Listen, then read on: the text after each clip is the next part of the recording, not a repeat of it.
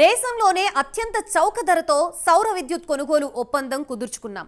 రాష్ట్రానికి లక్షల కోట్లు మిగిల్చాం. ఇందుకు శాలువా కప్పి సన్మానించాలని మాజీ ముఖ్యమంత్రి జగన్ అంటున్నారు. అయితే అమెరికా నిఘా సంస్థ FBI అభియోగాల మేరకు జగన్ అదానీ సంస్థ నుంచి ముడుపులు స్వీకరించారని ఏపీ ప్రభుత్వం ఆరోపిస్తోంది. అసలు అమెరికా ఆరోపణలో నిజమెంత? కేంద్రం ఏం చేయబోతోంది? కేంద్రం విచారణ చేపడితే కూటమి ప్రభుత్వం అందులో ఇంప్లీడ్ అవుతుందా?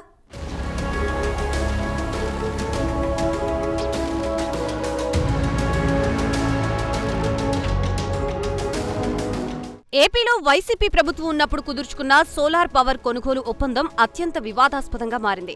2021 డిసెంబర్లో జగన్ ప్రభుత్వం కేంద్ర పరిధిలోని సెకీతో ఒప్పందం కుదుర్చుకుంది. యూనిట్ 2.49 రూపాయల చొప్పున 25 ఏళ్లలో 7,000 మెగావాట్ల సౌర విద్యుత్ కొనుగోలు చేసేందుకు డీల్ కుదుర్చుకున్నారు.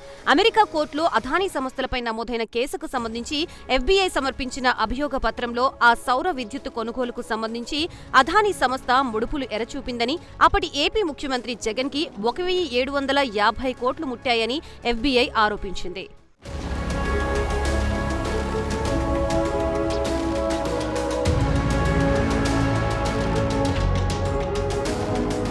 అమెరికా కోర్టులో FBI మోపిన అభియోగాలు బహిర్గతం కావడంతో అదానీ సంస్థ షేర్ల ధరలు గణనీయంగా పడిపోయి తీవ్ర నష్టం వాటిల్లింది.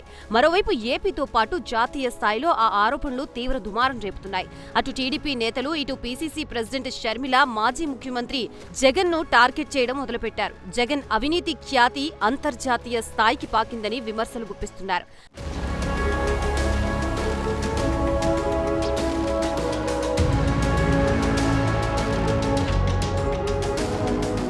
మాజీ సీఎం జగన్ పై APCC chief YS Sharmila controversy comments చేశారు. అదానీ వల్ల జగన్ ఆర్థికంగా లబ్ధి పొందలేదని బైబిల్పై ప్రమాణం చేయగలరా అంటూ సవాల్ విసిరారు. అబద్ధాల్ని అందంగా అల్లటంలో జగన్ గారికి ఆస్కార్ అవార్డు ఇవ్వాలని షర్మిల ట్వీట్ చేశారు. శాలువాలు, సన్మానాలు, అవార్డులు కోరుకునే ముందు జగన్ గారు కొన్ని ప్రశ్నలకి సమాధానం చెప్పాలని ఏపీసీసీ చీఫ్ డిమాండ్ చేశారు.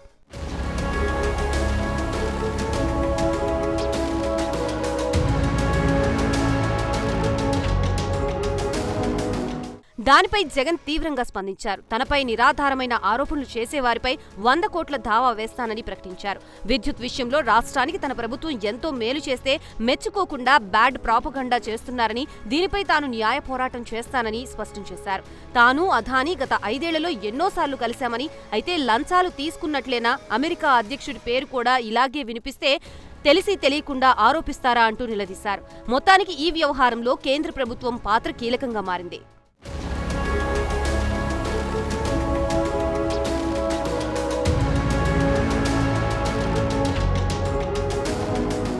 జగన్ నేతృత్వంలోని వైసీపీ ప్రభుత్వం అప్పట్లో కేంద్రం పరిధిలోని సెకీతో సోలార్ పవర్ సప్లై కాంట్రాక్ట్ కుదుర్చుకుంది. ఇప్పుడు అమెరికా కోర్టులో నమోదైన అభియోగాలపై విచారణ జరిపి నిజనిజాలు నిగ్గు తేల్చాల్సింది కేంద్ర ప్రభుత్వమే.